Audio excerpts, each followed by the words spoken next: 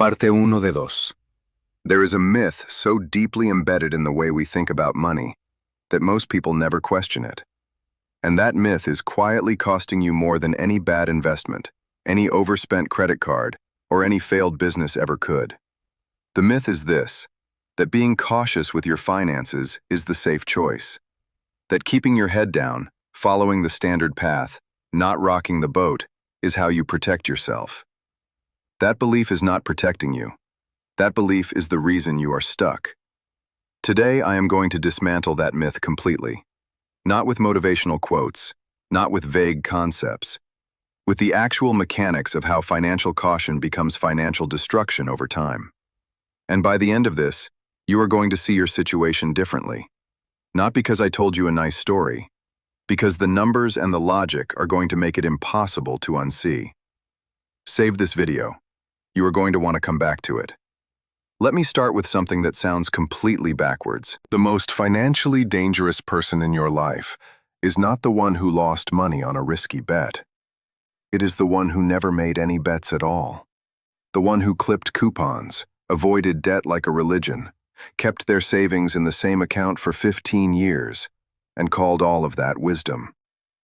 That person, with the best intentions in the world, made one catastrophic financial error that compounded silently every single year. They confused the absence of action with the absence of risk. And here is the part that is uncomfortable. You might be that person. Most of us are, or were, at some point. This is Architecture A. We are going to go through the myth, then dismantle it piece by piece, then look at the real cost, then reframe the entire way you think about financial risk. And then we are going to close with something that is going to sit with you for a long time. Let us start with the myth in its full form. The myth of the safe financial path. Every culture has its version of this story. In the United States and across Latin America, the version goes something like this. You go to school. You get a stable job. You work hard. You save a little each month. You avoid debt except for a house.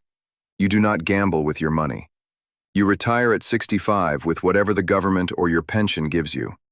And then you enjoy the last chapter of your life, hopefully in decent health.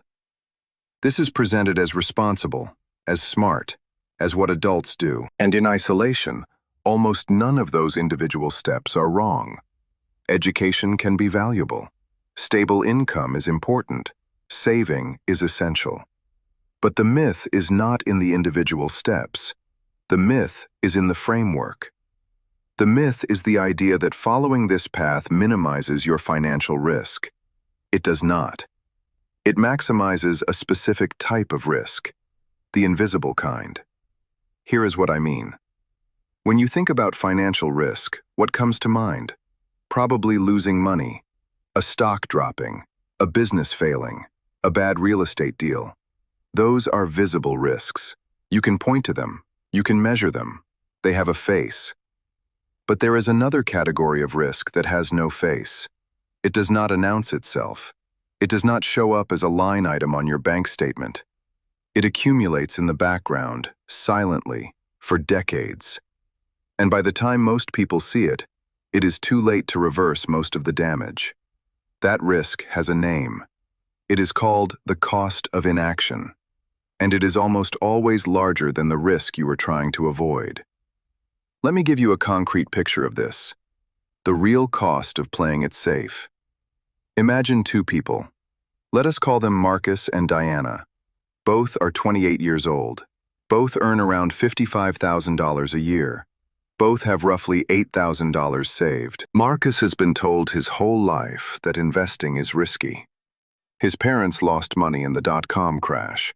His uncle had a bad real estate deal. Marcus has a deep, almost physical aversion to financial risk. So Marcus keeps his money in a savings account. Not a high-yield one, just the regular one at the big bank on the corner that his family has used for 30 years. That account pays him about 0.4% interest per year. Marcus feels safe. Diana has the same $8,000. Diana is not reckless. She does not gamble. She does not make wild bets. But Diana has spent time learning about how wealth actually builds over time. So Diana puts her $8,000 into a broadly diversified index fund. Not a single stock, not a startup, just a low-cost index fund that tracks the broader market. And then she continues adding to it every month, around $300 a month. Now let us run the math forward 30 years to when both Marcus and Diana are 58. Marcus, with his savings account at 0.4%, and let us even be generous and assume he kept adding $300 a month too, ends up with roughly $117,000. That sounds like something, until you realize that inflation over 30 years has quietly eroded the purchasing power of every dollar he saved. In real terms, Marcus is barely ahead of where he started. He spent 30 years being careful and ended up with almost nothing to show for it in real wealth. Diana, with that same starting amount and same monthly contributions, invested in a broadly diversified index fund averaging around 7% annual returns after inflation adjustments, ends up with approximately $360,000, maybe more. Same income, same monthly savings, 30 years apart, nearly a $250,000 gap. Marcus did not lose that money in a bad investment. He lost it by doing nothing. He lost it by being safe. That is the cost of the myth. And we have not even touched the second layer yet. What comes next is the part nobody tells you. The invisible tax on caution. Here is something most financial conversations skip entirely. Playing it safe is not free. It has a price. And that price shows up in 3 places simultaneously, not one. The first place is opportunity cost. That is the Marcus story. The money that did not grow because it was sitting in the wrong place. That is the most talked about cost, even if most people do not fully absorb it. The second place is lifestyle inflation without wealth accumulation. This is sneakier. When people follow the traditional financial path, they often still spend more as they earn more. They upgrade their car. They move to a bigger apartment. They buy more things. But because they are not building wealth in parallel, they are essentially running on a treadmill that speeds up every year. Their lifestyle inflates. Their actual financial position does not improve proportionally. They feel more successful, but they are more financially fragile than they were 5 years ago. The third place is the most brutal, and almost nobody talks about it directly. It is the narrowing of options over time. When you are 25 and have limited wealth but also limited obligations, your options are enormous. You can change careers. You can move cities. You can take a risk on a side business. You can invest in yourself. The cost of those moves is relatively low because you do not have much to lose, and you have enormous time ahead of you. But when you follow the safe path for 15 years and you hit 40, something has changed. Now you have a mortgage. Now you have kids in school. Now your income is tied to one employer. Now your identity is tied to a career you have spent 15 years building, even if you hate it. Now the cost of making a bold move feels enormous. The window is narrowed. And so the cautious choice you made at 25, which felt like preserving options, actually destroyed options over time. Because caution did not build the financial buffer that gives you freedom. It just delayed the moment when you would realize the buffer was never coming. That is the invisible tax on caution. It compounds just like interest, except in the wrong direction. Now let us get into the dismantling. Why the myth feels so true. To dismantle something properly, you have to understand why it is so convincing. The myth of the safe financial path feels true for several very real reasons. First, it is emotionally coherent. When you lose money on a visible bet, you feel it immediately and intensely. The pain is sharp, identifiable, and tied to a specific decision. You know exactly why you feel bad. You can point to the moment things went wrong. But when you lose money through inaction, there is no corresponding moment of pain. You do not wake up one morning feeling the absence of compound interest from the last decade. You do not get a notification that says your wealth potential just declined by $40,000 because you kept your savings in the wrong account for another year. The pain is diffuse, invisible, and arrives only at the end in the form of a retirement account that is not nearly enough. Human psychology is hardwired to avoid the sharp, visible pain and to be blind to the slow, diffuse one. That is not a character flaw. That is just how our brains were built. Understanding that makes it easier to override it. Second, the myth is socially reinforced. When Marcus keeps his money in a savings account and tells his family, everyone nods approvingly. When Diana puts money in index funds and tells her family, someone probably warns her to be careful. The behavior that protects against invisible risk gets socially punished. The behavior that creates invisible risk gets socially rewarded. The external feedback loop is completely backwards. Third, risk has been misdefined culturally. We have been trained to think of risk as the probability of losing something you already have. But that is only one type of risk. The other type is the probability of failing to build something you need. And that second type is almost never included in the popular conversation about being financially responsible. Once you see this, you cannot unsee it. The whole framework shifts. The reframe. What risk actually means. Let me offer you a different definition of financial risk, one that actually serves you. Financial risk is the total exposure to outcomes that reduce your long-term freedom, security, and options. Notice that this definition includes both types of loss: the loss of what you have and the failure to build what you need. It includes both the sharp, visible risk and the slow, invisible one. With that definition, suddenly the calculus changes completely. Keeping $50,000 in a savings account earning 0.4% while inflation runs at 3% is not a risk-free decision. It is a decision with a specific, calculable negative return. You are losing roughly $1,300 per year in real purchasing power just by doing nothing. Every year you wait, the hole gets deeper. Avoiding career risk by staying in a job you have outgrown is not a safe decision. It is a decision to stop building valuable skills, stop expanding your network, stop increasing your earning potential, all in exchange for a paycheck that feels stable, but is actually one layoff away from catastrophe. You are trading long-term resilience for short-term comfort. Avoiding investment education because the market is complicated is not a neutral decision. It is a decision to remain financially illiterate in an economy that rewards financial literacy more than at any point in human history. That ignorance has a price that compounds every year you maintain it. So when you reframe risk this way, being cautious does not eliminate risk. It just changes which risks you are taking. And the risks that come with caution are often larger, more certain, and more permanent than the ones you are trying to avoid. This is not a call to be reckless. I want to be extremely clear about that. Recklessness is not the opposite of unhealthy caution. Informed, deliberate, educated risk-taking is the opposite of unhealthy caution. There is an enormous difference between those two things.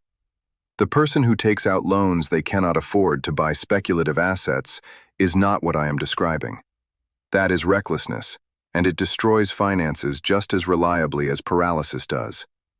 What I am describing is the person who refuses to learn, refuses to act, refuses to question the received wisdom of financial caution, and calls that virtue. That person is taking enormous risks while feeling protected. And that disconnect is the most expensive financial mistake a person can make. Let me now get practical, because understanding the problem is only the beginning. The 5 patterns of financial caution that look like wisdom. Let me walk you through the 5 most common ways that financial caution disguises itself as wisdom. These are patterns. Recognize any of them in yourself, and you have found a specific, actionable thing to change. Pattern 1. The emergency fund trap. An emergency fund is real and important.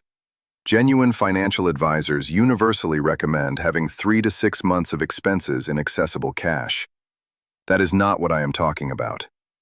The emergency fund trap is when the emergency fund grows beyond its function and becomes a psychological security blanket. When you have 18 months of expenses sitting in a low-yield account because you feel anxious about the stock market, you are not being prudent. You are letting fear make financial decisions for you. And fear is not a good CFO. Every dollar beyond your legitimate emergency reserve that sits in a low-yield account is a dollar paying the invisible tax on caution. The math is unforgiving. If you have $40,000 sitting in an account earning 1% while inflation runs at 3%, you are losing around $800 per year in real value just from that account. And you are losing the compound growth you would have had if those dollars were working harder. That is thousands of dollars per year in combined invisible loss. The fix is not to drain your emergency fund. The fix is to decide, with precision, what your actual emergency fund needs to be based on your actual expenses and actual risk profile, and then deploy the excess into something that actually works for your future. Pattern 2. The one-income comfort zone. This one is particularly common in stable dual-income households. When life is comfortable on a single income, there is a strong psychological pull to let the second income just absorb into lifestyle inflation. Better vacations, a nicer car, more dining out. Things that feel like progress, but leave no lasting trace in your net worth. The financially informed version of having two incomes is to live on one and build wealth with the other.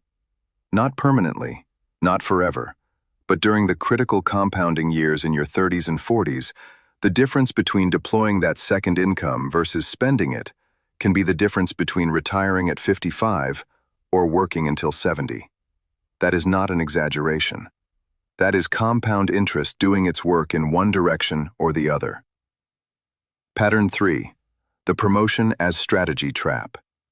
This is when your entire wealth-building plan depends on getting promoted within your current employer. Every raise goes to a slightly nicer lifestyle. Every promotion leads to a slightly bigger apartment. The income goes up, but the wealth does not accumulate proportionally because the spending always finds a way to match the income. And the dangerous part of this pattern is that it creates an illusion of progress. Your title improves. Your salary improves. Your LinkedIn profile looks increasingly impressive. But your actual financial resilience, measured by how long you could live comfortably without a paycheck, may actually be declining as your lifestyle expands faster than your savings. Pattern 4. The not the right time delay. This is the classic investment delay dressed in respectable clothing. I will start investing when the market stabilizes. I will start a business when I have more capital. I will build an emergency fund first, then invest. But the emergency fund never feels quite big enough. I will wait until the kids are older. I will wait until I understand it better. Every version of this pattern has one thing in common.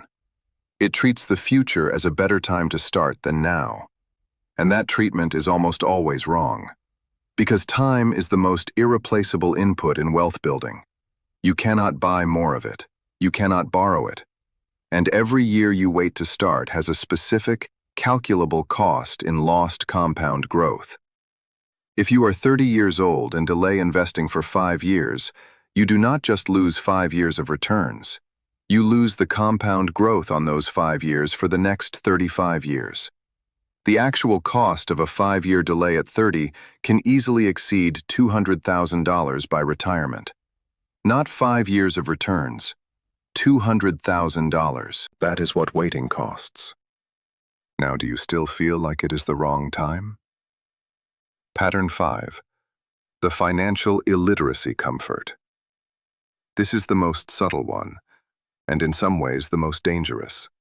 It is the pattern of remaining financially uneducated because learning feels overwhelming, and remaining ignorant feels like maintaining plausible deniability. If you do not understand how compound interest works, you cannot feel guilty about not using it. If you do not understand index funds, you cannot feel the pressure to use them. But ignorance is not a neutral position. It has a price. And in personal finance, that price is paid over decades in the form of decisions made from emotion and cultural script, rather than knowledge and strategy.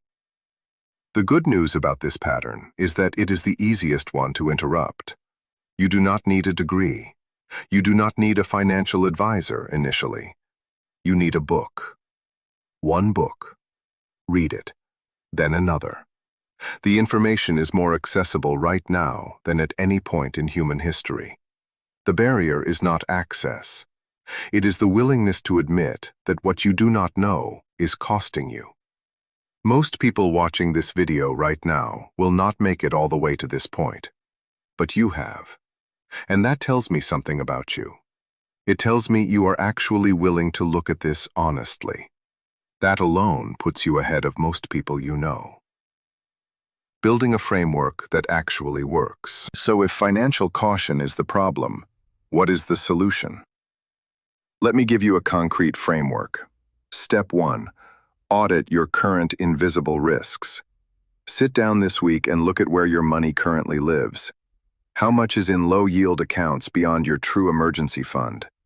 What is the actual annual return after inflation? Calculate the number. Do not estimate it. See the actual cost of your current caution in dollars per year. Once you can see that number, it becomes much harder to keep calling it safety. Step 2. Define your real emergency fund. Based on your actual monthly expenses, what does 3 to 6 months look like?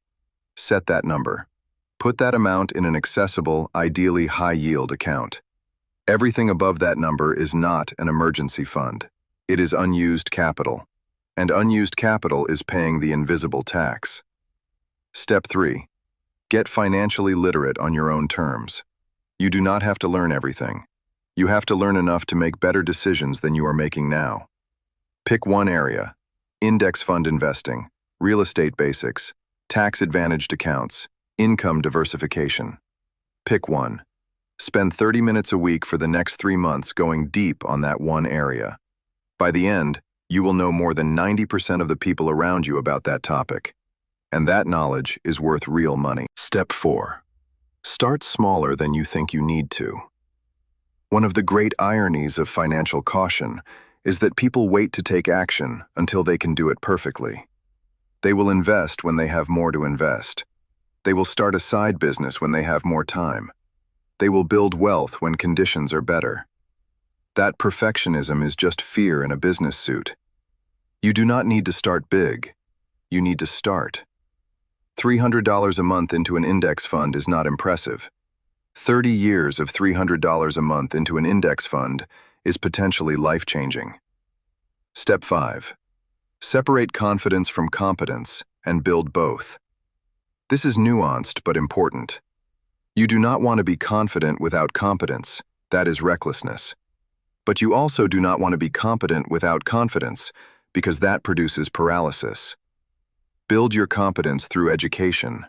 Build your confidence through small, repeated actions that give you evidence that you can do this. Every smart financial decision you make, no matter how small, is a data point that updates your self-image as someone who is capable of managing money well. That self-image matters enormously. Step 6. Revisit and adjust annually. Your financial situation is not static. Your income changes, your expenses change, your knowledge grows. What made sense at 28 may need adjustment at 35. Build in an annual financial review where you look at your savings rate, your investment allocation, your income diversification, your biggest upcoming expenses, and your progress toward your actual goals. Treat it like a performance review for your financial life, because that is exactly what it is. The compounding advantage of getting this right early. I want to spend a moment on something that deserves more attention than it usually gets: the asymmetry of timing. Most people think about compound interest as a positive thing that works in their favor when they invest, and it does. But compound interest also works in reverse when you delay. And the math of the delay penalty is just as powerful as the math of the growth benefit. Consider this. Two people both want to retire with $500,000. Person A starts at 25. Person B starts at 35. Both invest in similar broadly diversified vehicles, averaging 7% annual returns. Person A, starting at 25, needs to invest roughly $420 per month for 40 years to reach $500,000. Person B, starting at 35, needs to invest roughly $900 per month for 30 years to reach the same $500,000. Same destination. 10-year head start. Person A invests less than half as much per month. The total amount Person A actually contributes over 40 years is around $200,000. The total amount Person B contributes over 30 years is around $324,000. Person B has to put in over $100,000 more real dollars just because they started 10 years later. That 10-year delay cost Person B over $100,000 of their own money that they had to work for, earn, and contribute. Not because of a bad investment, not because of bad luck, just because they waited. This is why urgency in personal finance is not hype. It is just math. A specific kind of courage. I want to address something that the financial content world often glosses over: the emotional reality of overcoming financial caution. For a lot of people, financial caution is not just a strategic choice. It is tied to something deeper. It is tied to survival. If you grew up in a household where money was scarce, where financial catastrophe was a real presence, where your parents struggled and you watched it happen, financial caution is not just a habit. It is a protection strategy that was learned in a real context and served a real purpose. For those people, overcoming that caution is not just an intellectual exercise. It requires a specific kind of courage. The courage to believe that your situation is different from your parents' situation. The courage to trust that you have more options than they did. The courage to act from a place of possibility rather than a place of scarcity. I am not dismissing that emotional history. I am naming it precisely because I think it deserves to be named. Because if you know where the caution comes from, you have a better chance of evaluating it clearly. You can ask yourself, is this caution protecting me from a real, present threat? Or is it a ghost from a past that no longer applies to my current situation? Sometimes the answer will be yes, the threat is real, and then caution is appropriate. But often, for many of the people watching this, the answer will be no. The threat that trained this response is no longer the threat you are facing, and the strategy that protected you then is limiting you now. That distinction is worth sitting with. The counterintuitive truth about security. Let me close the development section with a concept that I want you to hold on to. Real financial security is not the absence of risk. Real financial security is the ability to absorb risk without catastrophic consequences. Think about what that means practically. A person with no investment portfolio but a stable job feels financially safe. But if that job disappears, they have no cushion. They are one event away from crisis. Their security was completely dependent on one fragile assumption: that the income continues. A person with a diversified income, some savings in genuinely productive vehicles, some skills that are marketable in multiple contexts, and a financial literacy that lets them adapt, that person is not reckless. That person has built actual resilience. Their security does not depend on one fragile assumption. It is distributed across multiple foundations. Real security is not about protecting yourself from all possible loss. It is about building a position from which you can recover from any likely loss. That is a fundamentally different objective, and it requires a fundamentally different strategy. The person who has only ever played it safe has often, without realizing it, built a very fragile form of security. It feels solid until one thing breaks, and then everything does. Parte 2, de 2. The person who has taken informed, educated, deliberate risks over time and built multiple streams of income, multiple forms of asset accumulation, and a robust financial education, that person has built something durable. Something that can absorb shocks. Something that does not collapse when one piece fails. That is what you are building toward. Not a life without risk. A life that can handle risk without being destroyed by it. Before we close, I want to be clear about something important. Everything I have said today is educational. It is not a specific investment recommendation. It is not financial advice tailored to your individual situation. Before making any significant financial decisions, consult a certified financial advisor who can look at your specific circumstances. What I am giving you is a framework for thinking. What you do with it needs to be grounded in your specific reality. The close. The question you need to answer. Here is where I want to leave you. At the beginning of this video, I said that the most financially dangerous person in your life might be the one who never made any bets at all. I want to revisit that now. I am not asking you to become someone who takes wild risks. I am asking you to do something much harder. I am asking you to become someone who sees clearly. Someone who can look at their financial choices and honestly name both types of risk. The risk of acting and the risk of not acting. And then make a deliberate, educated choice about which risks they are willing to take and which ones they are not. Most people never do that exercise. They navigate their entire financial lives by instinct and cultural script and emotional reflex.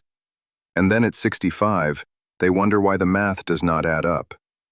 The answer is almost always not that they made too many bold moves. The answer is almost always that they made too few. You know someone who needs to hear this. You might be the person who needed to hear it yourself. The question I am leaving you with is this. What is one thing you have been calling safe that is actually costing you more than you are willing to admit? Write it in the comments. Seriously.